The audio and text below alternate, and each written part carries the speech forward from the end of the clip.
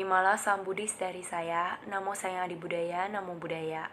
Perkenalkan, nama saya Josiah Grifina dari kelas 1 BUMN dengan MPM 2041010. Dikarenakan saya dengan orang tua saya tidak berada di kota yang sama, jadi saya akan merekam video tentang penjelasan kisah Pangeran Siddhartha.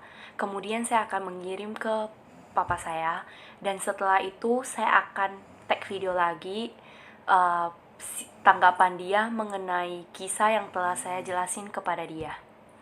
Kisah kelahiran Pangeran Siddhartha. Pangeran Siddhartha Gautama dilahirkan pada tahun 623 sebelum Masehi di Taman Lumbini.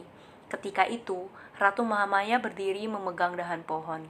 Kelahiran sang pangeran dibarengi kejadian jatuhnya 2 arus kecil yang jatuh dari langit. Yang satu dingin, sedangkan yang lainnya hangat. Arus tersebut membasuh tubuh Siddhartha.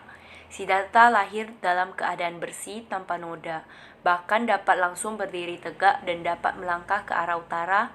Tempat yang dipinjaknya juga tumbuh bunga teratai. Dari kejadian itu, para pertapa di bawah pimpinan Asita Kaladewala meramarkan Pangeran Siddhartha kelak akan menjadi maharaja atau akan menjadi seorang Buddha.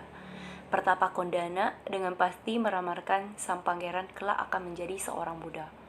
Ramalan tersebut membuat Sri Baginda merasa cemas karena apabila sang pangeran menjadi Buddha, tidak akan ada yang akan mewarisi takhta kerajaannya.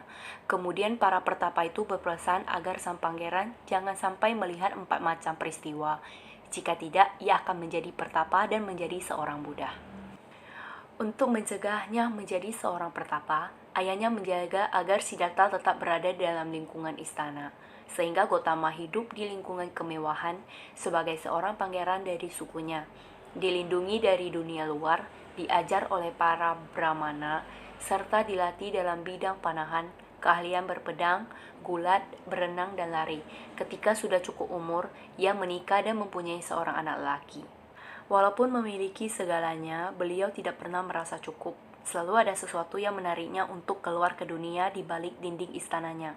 Pada suatu saat, di jalanan Kapilawastu, di usianya yang berada di akhir 20-an, ia menemukan 3 hal sederhana, yaitu seorang laki yang sakit, seorang laki tua, dan mayat yang sedang dibawa ke tempat pembakaran. Tidak ada hal yang mempersiapkannya untuk pengalaman semacam ini selama hidupnya. Ia baru mengetahui bahwa semua orang akan menjadi tua, sakit, dan bisa meninggal. Hal tersebut memicu berbagai pertanyaan yang membawanya terus mengeksplorasi dan melihat seorang pertapa yang mengundurkan diri dari kehidupan duniawi dan mencari pembebasan dari ketakutan manusia akan kematian dan penderitaan. Pada usia yang ke-29 tahun, Siddhartha meninggalkan kerajaan, istri, dan anaknya yang baru lahir untuk menjadi seorang pertapa dengan bertujuan untuk menemukan cara untuk menghilangkan penderitaan universal yang dipahaminya sebagai salah satu ciri kehidupan manusia. Jadi Pi, setelah mendengarkan penjelasan dari saya, bagaimana tanggapan Papi?